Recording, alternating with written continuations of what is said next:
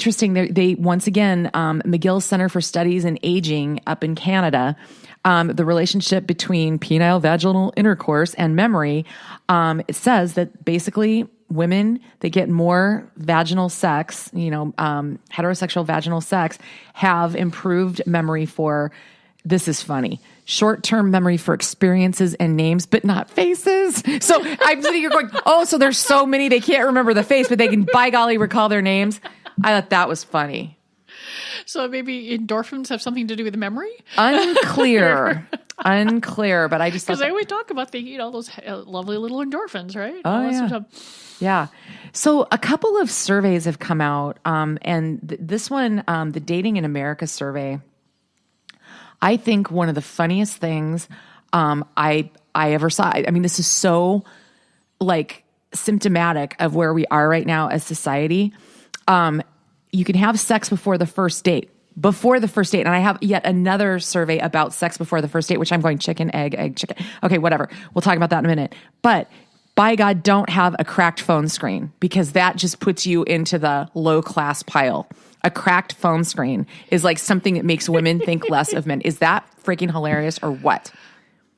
I don't think I've ever actually paid attention to anyone's phone ever. No? I am confused by this. Okay. Okay. Women think a cracked phone is a turnoff, and Apple users judge Android users more so than vice versa. So iPhone snobs is making its way into sexual politics. Do you love that? I'm serious.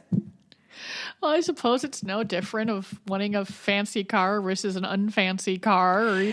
Although, I mean, and then there's, I mean, we all know there's the cult of Apple. Oh. So there is that. But you're thought of as less than if you have an Android. Oh. And apparently, I read further in the article, we've got the links, Meg will put them all up on the website, but I think where they're going with that is that the crack screen shows that you just don't take care of things. It's like evidence of a greater problem. You know what I mean? That really, isn't that weird? I don't know. I think it would be evidence of, I'm too busy to worry about something this minor. Or you're a klutz and you drop your phone all the time. I don't know. I've never broken my phone. They've stopped functioning, but I've never broken my phone. So I don't know. My kids have dropped theirs. And I'm like, why wasn't it in the case? Yeah. But yeah, I can't. I'm not even. I don't even notice what phones people have. Really? Yeah. A lot of people do, though, and it's so evident. Here's another one. I thought this was an interesting finding from this. Women are 3 times as likely to, quote, use a one-night stand to start a relationship. They think that's a good starting point. Thoughts? I suppose. They're okay. They're successful in starting a relationship, or they think they're. Or they see it as a perfectly viable start. They do not judge it. The study is saying that, or the survey is saying that it's like, yeah, I could still go on and have a relationship. In fact, maybe I want to do that first. Well, I suppose it's like getting a little sample at lunch. You know whether or not you like the cheese or not. Whether you're gonna go for the whole half pound of it. I found a most delightful manchego just that very way the other day. Bars, gyms, and laundromats, the most successful places for flirting. Agree? Disagree? Let's see. I always sat in the corner, and my friends flirted like crazy. So yes for them, no for me. Gym, I don't go to the gym, so I have no idea. And I rarely have used a laundromat. But so but I would guess. I mean, you're there. You're trapped. You're stuck. Yeah. And so even with phones nowadays, you're not. Because they're going to be buried in the phone while you're there. Okay. So check out some of these stats, though. 5,500 people surveyed here. With regard to millennials, 57% admitted to being lonely. I thought that was kind of interesting. Because they're thought of by those of us who aren't millennials to be so busy affecting marketing decisions and product stuff. But how could they have time to be lonely? Well, maybe because they're using so much technology that they're not actually, sitting next to the person watching the television show, or, they're crammed onto a screen. There's not, not a lot of, but it looks like folks are out on groups. So maybe the groups aren't translating into one-on-one. I don't, Yeah. I mean, I was always, I realized that I've grown up sort of mutant, because when you grow up with a large bunch of theater people, you got friends, and sometimes your friends are closer than others, and then years later your friends are friends with closer than others, and it's so, for lack of a better term, sort of incestuous. Yeah. That you forget that some people might put rules or limitations on stuff, or the fact that other folks might just not be as comfortable as sitting in a large group and maybe leaning into someone, or watching a movie or something. I don't. Yeah. Like I said, I never had anything which would be considered ordinary. I understand. I really like the theater folks. No, I get that. They're a lovely bunch of weirdos that I wouldn't be who I am without them. Perfect. Got it. A couple other quick stats and we'll move to the next one though. 68% of men are trying to find love in 2017, according to this, survey. Men, according to is this single men or just single? 68%? Single. Thank you for asking. Single. I'm just curious. Yes. Okay. Thank you. Good point. Okay. Men in this survey said they fall in love, or the results revealed they fall in love an average of 3.3 times more often than women. Does that surprise me? I honestly think that women probably have slightly higher standards than men when it comes to who they're their list, their checklist, their what's the what was the because you're looking at the person once again. It goes back to millennia of socialization. Who's if I decide to have a child, who's going to watch it? Things go through there, and I would assume that it works for same-sex relationships too. I mean, you're going to be you're going to be pickier. And especially, I think, most folks don't like being alone. But I think that it's probably easier for women. I mean, men who lose their wives get married a hell of a lot faster than women who lose their husbands. Yeah, that's true. Like I said, I expect this to probably change in the next 200 years also, as folks get more used to being, having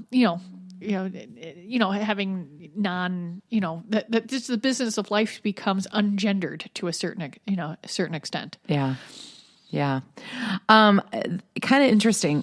Men said that I thought this was funny. They believe that sex helped determine if they are in love. 73% more when men said that sex was a factor in whether or not they're in love than women. Does that surprise you? Even sex in general or good sex? Just sex? It just says sex. It doesn't. Obviously, I'm thinking that it must be good because I could take that leap. Mm-hmm. Bad sex would probably, yeah, we'd not be in love. Yeah, well, once again, you're sampling the cheese. You got to know. Yeah.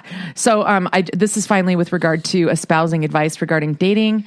37% of singles don't want to hear they need to put themselves out there. Thank you very much. What a load of shit. 36% hate it when they are told not to be so picky.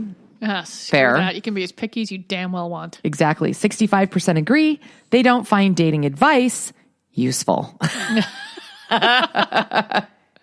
Oh, that was pretty funny. No, the folks I know that are single are like, yeah, we could just stop talking about that now, can we? Yeah. So a couple other stats that came from a different survey. This one cracked me up. 48% of millennials say that they prefer to have sex before having a date. Right? How is that not a date? Well, Hi. Well, they've obviously probably been in contact electronically long before that. So, why put in a whole bunch of time if you're not going to be compatible? It must be. Let's get this out of the way. We can figure out what's up and then move on. Mm-hmm. Yeah. Rearrange a lot of older expectations, but I mean, it's not like they're not complete strangers. They've probably spent weeks chatting on some sort of social media platform. Okay, since judgment made it into some of these survey questions, I do have to tell you. So I know a gal, she's an acquaintance really, daughter of people that we know. And I met her at one of their like holiday parties and we've kind of been in touch or whatever. Well, then all of a sudden, and she's my age, okay, and divorced with a child. All of a sudden she wanted to call me constantly. and text me about all of her dating escapades. Okay. And for me, I thought that was a little too forward for the type of relationship that we had. It's like, I don't know you well enough to want to hear about the 22-year-olds you're hooking up with in your car and like being surprised that you get dick pics sent to you. Like, why does that not seem even remotely surprising to me? Okay. So anyway, I had to sort of break up with her a little bit because I it's so juvenile, the whole thing. And it's like, is this junior high? And I don't have time for this shit. But it's like, that did freak me out. And I mean, and again, women or men nearly half of her age. And I'm like, that's gross, and then she's all surprised that they're irresponsible. Yeah. And I'm like, I don't even know where to start with this because I didn't ask for this information in the first place. But it's like, I don't want to hear the blow by blow. And it did bug me. Am I mean? No, and I wouldn't care if it was someone that you knew for a long time. If you felt that you're like, this is information that I don't need to know about you, and if they keep giving it to you, I don't. Yeah, or if they're if someone doesn't, if they're fishing for advice and then ignore it anyway. Yeah.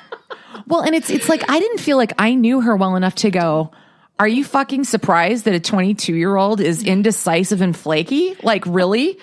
Like, like any of my other friends, I would say that, but I'm like, but yet she's telling me this. This is so awkward. I'm sorry. Oh, God, it was very awkward. New dating app. We're going to have to follow this one. Okay. Hater.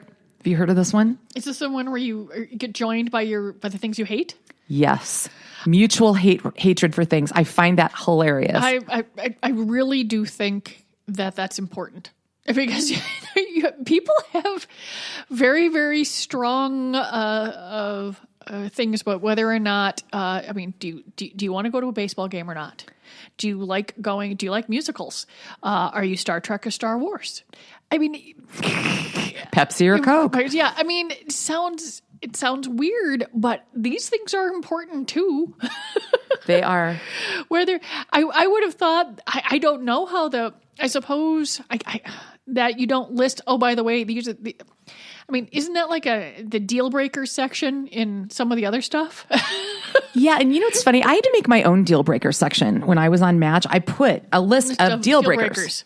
I put it on there. Okay. So it's not there. So this is just. It wasn't 8 years ago. I don't know if it is now. Okay. Maybe so many people put them up there because I think it's critically important. It's like, if you fall into any of these categories, don't even bother. Number one deal breaker, not actually divorced yet. Sorry. I've had friends that have dealt with this shit and it boggles my mind. Yeah. I mean, that ranks up there with folks like when I heard that people like, there had to be laws against texting while driving. I'm like, people do that? I didn't understand how it was even physically possible. The fact that enough people were doing that. That they have to have billboards. Yeah. Yeah. So that would be the dating before you're officially, divorced or legally separated is beyond me. Okay. I'll confess. I was legally separated when I went on Match, and I was really open about it. But yeah, but it was there, Yeah. But still, that's a legal separate. I mean, yes, you haven't done, but there's. You've gone through paperwork that has separated your lives. Yep. It's not like you're going home to the person and still sharing a life, whether it's good or bad, Yeah. Yeah. And I'm like, this is a thing? Yeah. I really do. I am fascinated. I love the fact that I can be appalled at things because I don't want to be complacent about things that are wrong. Yeah. Yeah. Well, it's just the whole lying to people. I just think that's so horrible. And toying with people's, emotions and things like that. That's terrible. Okay. So we got to go to the single male sex drought for a minute. This is, again, sometimes I choose, this does deal with sex. So, but I chose this article because it is so well written and so freaking funny. I love this guy. This writer is talented and funny and willing to literally put his body on the line for his research. Very, very well written. You'll see it put up on the Great Northern Sexcast, but basically he was charged to review with his, editor, whatever magazine he's with, assigned to review something called Bang Fit.